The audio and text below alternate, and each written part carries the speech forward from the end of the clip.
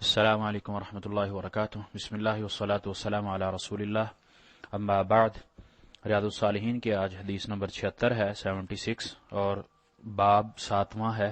باب فی الیقین والتوکل۔ حدیث ہے عن ابن عباس رضی اللہ عنہما ایضا قال، سیدنا ابن عباس رضی اللہ عنہما کہتے ہیں، حسبنا اللہ ونعم الوکیل،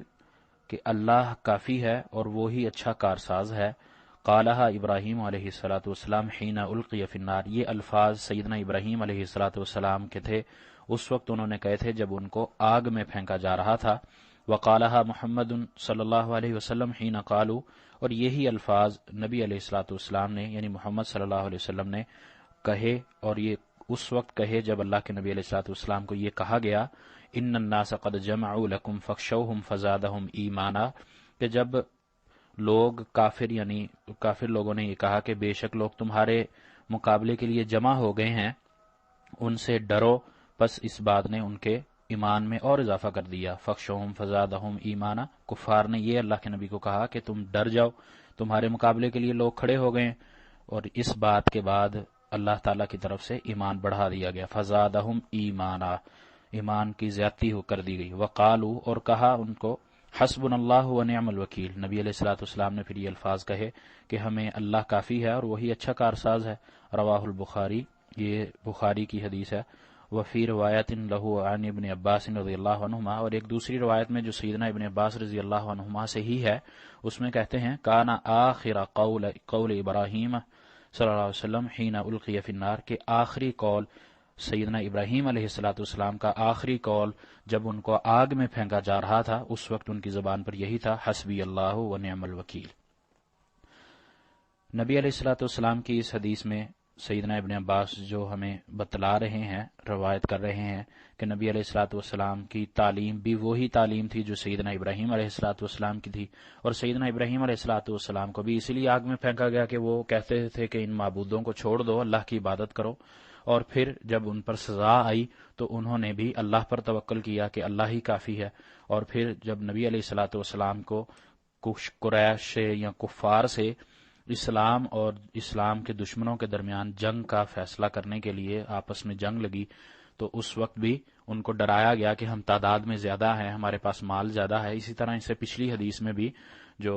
وبی کا خاصمتو کے لفظ گزرے ہیں، اس میں بھی یہی کہ اللہ کے نبی علیہ الصلوۃ والسلام اپنی ذات کے لیے کسی سے نہیں جھگڑے، ہاں اسلام کے لیے، اللہ کے لیے ضرور، تو اس میں بھی اللہ پر توکل کیا کرتے تھے، نہ کہ اپنی طاقت پر، اپنے اسلحہ پر، اپنے لوگوں پر۔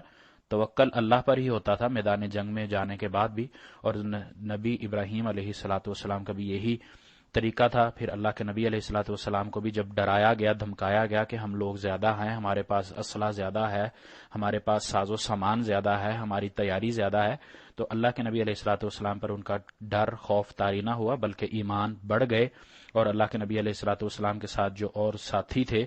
دوسرے تھے، ان کا بھی ایمان زیادہ ہو گیا، اور یہ اللہ کی طرف سے ہی تھا۔ اور پھر نبی علیہ الصلوۃ والسلام کے جو ان کا جواب تھا وہ یہی تھا کہ حسبنا اللہ ونعم الوکیل، کہ اللہ ہمیں کافی ہے، وہی ہماری مدد کرنے والا ہے، اور وہی ہمارے لیے اچھا کارساز ہے۔ تو اس سے ایک تو انبیاء کی دعوت ہمیں ملتی ہے کہ انبیاء کی دعوت اسلام ہی ہوا کرتی تھی، ایک دوسرے سے ملتی تھی، ان کی دعوت یہی تھی کہ لا الہ الا اللہ، اللہ کے ساتھ کسی کو شریک نہ ٹھہراؤ۔ اور دوسری جو چیز کہ کوئی بھی کام ہے انسان نے اسباب کرنے ہیں، اور توکل اللہ کی ذات پر کرنا ہے، یہی عمل اللہ کے نبی علیہ الصلوۃ والسلام کا تھا۔ اور تیسری چیز اس میں، اور اہم چیز، کہ انسان کا ایمان وہ زیادہ ہوتا ہے اور کم ہوتا ہے۔ ایمان زیادہ کب ہوتا ہے؟ یہ عقیدے کا مسئلہ ہے، اور انتہائی اہم مسئلہ ہے کہ یہ انسان کا ایمان نیک اعمال، نیک کام کرنے سے بڑھ جاتا ہے، یعنی اللہ کو جب یاد کرتا ہے، اللہ کی طرف جب ہوتا ہے، نماز پڑھتا ہے، مسجد میں جاتا ہے، عبادات کرتا ہے، تو اس کا ایمان بڑھ جاتا ہے، اور جب وہ معصیت کرتا ہے، گناہ کرتا ہے، تو اس کا ایمان کم ہو جاتا ہے۔ اس حدیث سے یہ بھی استدلال ملتا ہے جو فزادہم ایمانا کے الفاظ سے، کہ ان کا ایمان بڑھا دیا گیا۔